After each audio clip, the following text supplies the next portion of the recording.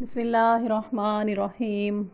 مشکوٰۃ المصابیح، کتاب زکوٰۃ کا بیان، باب صدقے کی فضیلت کا بیان۔ حدیث نمبر 1890۔ ترجمہ۔ حضرت ابو ہریرہ رضی اللہ تعالیٰ عنہ بیان کرتے ہیں، رسول اللہ صلی اللہ علیہ وسلم نے فرمایا، جس شخص نے کسی چیز کا جوڑا اللہ کی راہ میں خرچ کیا تو اسے جنت کے دروازوں سے بلایا جائے گا، اور جنت کے 8 دروازے ہیں۔